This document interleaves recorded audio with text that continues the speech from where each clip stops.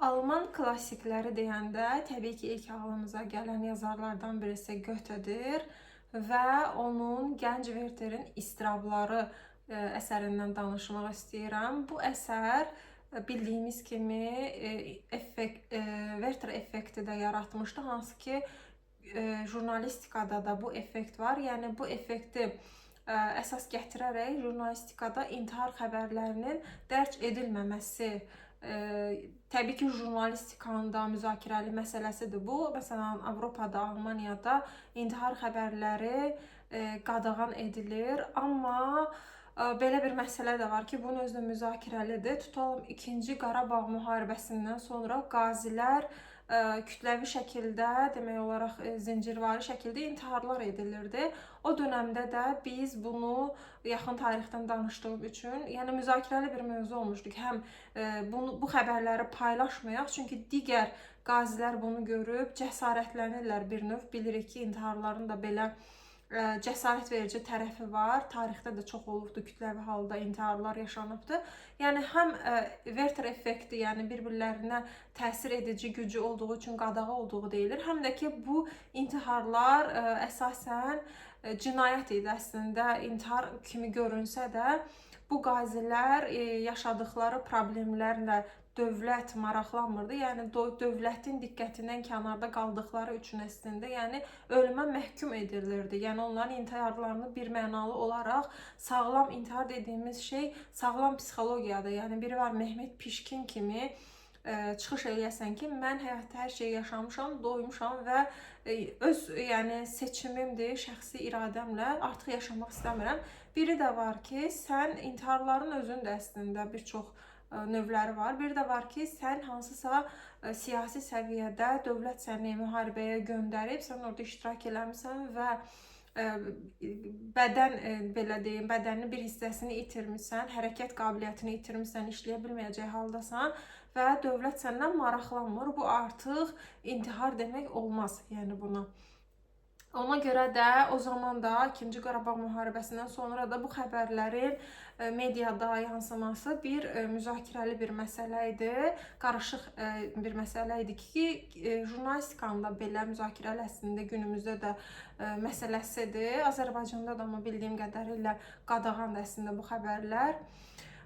Və effektə gəlincə, Werter effekti nədir? Hekayəni, kitabı danışandan sonra daha aydın olacaq. Werter effekti bu kitab yazılandan sonra 1774-cü ildə Goethe Gənc Werterin İstirablarını yazır. Təxminən 200 səhifə olar, yəni nazik bir kitabdır. Və bu kitabda Werter sonda intihar eləyir sevdiyi qıza görə və o dönəmdə artıq bir romantik axım yaranmışdı. Gənclər Werter kimi dəbi yaranmışdı bir növ Werterin, geyinirdilər və onun kimi silahla ağızlarından atəş açaraq sevgi uğrunda intihar eləyirdi. Və daha sonra da Avropada bu kitabda qadağan edilmişdi və 1787-ci ildə Goethe bu kitabı yenidən yazdı və bu səfər daha dəyişdirilmiş, daha o romantik hissələrini çıxardılmış hissədə yazmışdı və bir növ kör romantizm, yazarın təbii ki, orada məqsədi insanları intihara sürükləmək deyil, amma həssaslıqla birbaşa hisslərini senzuralamadan yəni qeyd edir və insanlar bunu, sən o mesajı vermək istəməsən də, Kubrickin filmində də məsələn Clockwork Orange-da da dediyim kimi, məsələn o filmdə şiddətin şirinləşdirdiyi, romantikləşdirildiyi, hansı ki filmdə səhnələri görürdük, çox uşaqca, çox qəşəng səhnələr yaranmışdı və yazar da deyirdi ki, mənim kitabım şiddətə qarşı idi, amma film isə şiddəti romantikləşdirir. Yəni Kubrickə bir növ qarşı çıxılmışdı və Kubrick özü də o filmini aradan qaldırmışdı. Yəni bəzən belə hallar da olur. Məsələn, və yaxud da ki, bizim hamımızın bildiyi Murad Kekillinin Bu Akşam Ölürüm mahnısı vardı, ifası vardı. Bir çox dünyada belə ifalar var. Macarlı bir bəstəkarın da belə bir bəstəsi var, o da qadağan edilmişdi.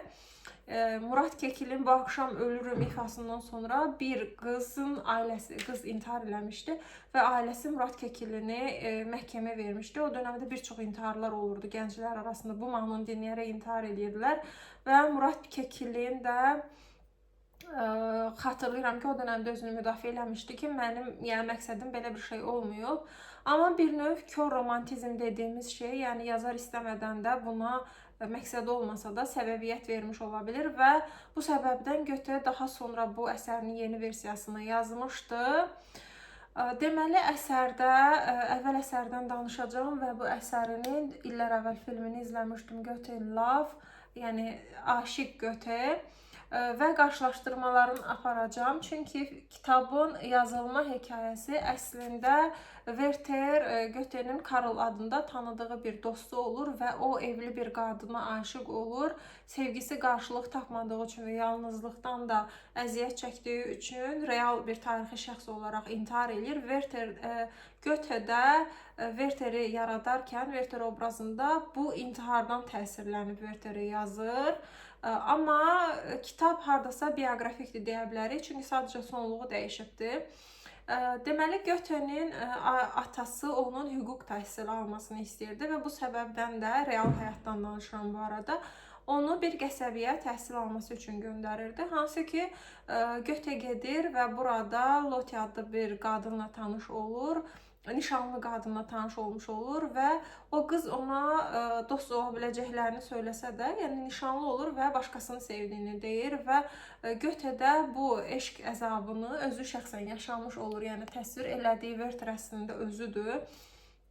Amma bir növ intihardan onu xilas eləyən, yəni sonluqda ölən Werther özü deyil, dediyim kimi Karl'dır. Karl'ın ölümü ona Werther'i yaratdı. Eyni zamanda da deyərdim ki, Werther yazmaq da bəlkə də Göte'ni ölümdən xilas elədi. Yəni o yazaraq bu ağrıdan xilas oldu. Deməli, kitabda eyni ilə təsvir edilir ki, Werther bir qəsəbəyə gedir, orada Lotte adlı bir qıza aşıq olur, hansı ki, daha öncədən də Lenor adlı bir qızı sevir və daha sonra, yəni bu eşqdən sonra Lotte'yə aşıq olur. Lotte isə sevdiyi adam var və sevdiyi adam haqqında da belə, hətta Werther'in bu arada kitab məktublar şəklindədir. Bunun da səbəbi Karl'ın, yəni realda intihar edən şəxsin ölümündən sonra dostlarına, insanlara məktub şəklində ölümünü, səbəbini izah eləməsi idi və deməli, məktub şəkillərində oxuyuruq. Burada mən yadımda qalan kitabda Göte'nin təsviri idi ki, o deyirdi ki, mən Lotte'nin nişanlısına nifrət eləyə bilmirəm. Çünki o pis olsaydı, nifrət azadlığı var idi. Deməli, Veronika ölmək istəyir hekayəsində, hansı ki, o dəlixanada olanda anasına bağlı bu nifrət hissi olur və daha sonra deyir ki, yox, mən anama nifrət eləyə bilmərəm. Yəni, o həyatını mənə həsr eləyib. Amma daha sonra deyir ki, mən dəliyəm, deməli ki, bu azadlığım var. O azadlığı yaşayır, yəni o hissi, onun özü də, nifrət eləmə hissinin özü də bir azadlıqdır. O hissi yaşayır və rahatlayır bir növ Veronikanın, çünki intihar eləməsinin səbəbi yaşamaq istəyib, yaşaya bilməməkləridir. Çünki əslində intiharın özündə çox vaxt olur ki, intihar edən şəxslər çox yaşamaq istəyən, yəni həyatda çox şey təcrübə eləmək istəyənlər, amma bu istəkləri qısıtlanmış, boğulmuş şəxslərdir. Veronika da cinsi istəyindən tutun, piano çalmaq istəyirdi məsələn, orada da pianinoda çalır, dəlixanada və yaxud da ki, o nifrət hissini yaşayır və rahatlayır. Burada da bu hissə mənim yadımda qalmışdı ki, o deyirdi ki, mən Lotte'nin nişanlısı əslində Werther'in düşmanıdır. Çünki olmasaydı Lotte bəlkə də Werther'i sevərdi, amma ona nifrət eləməlidir. Amma o azadlığı yoxdur, çünki Lotte'nin nişanlısı çox yaxşı adamdır. Yəni həm Werther'ə yaxşı davranırdı, həm də Lotte'nin özünə. Və daha sonra əsasən nəyə görə romantik ədəbiyyatın ən əsas nümunələrindən biridir Werther. Çünki əsasən Werther'in, daha doğrusu Göte'nin hisslər üzərindən bəhs edilir bu kitabda. Hisslərin təsviri var.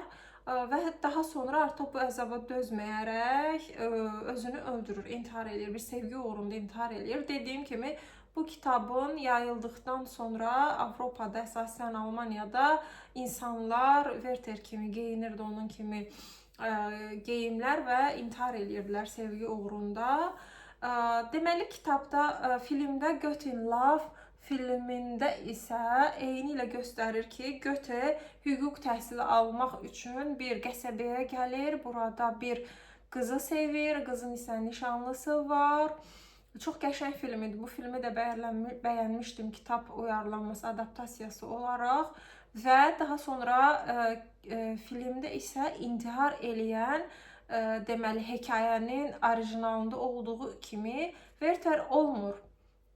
Werther'in dostu olur.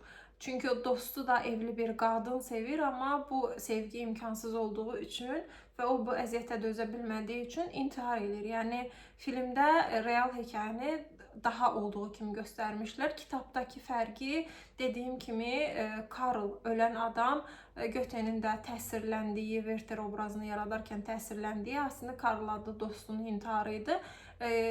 Roman əsərdə isə Werther intihar eləmiş olur. Filmdə isə daha orijinalını göstərib, hekayəni olduğu kimi göstərir ki, ölən Werther yox, Wertherin evli bir qadını sevən, amma sevgisi qarşılıq görməyən dostu olur.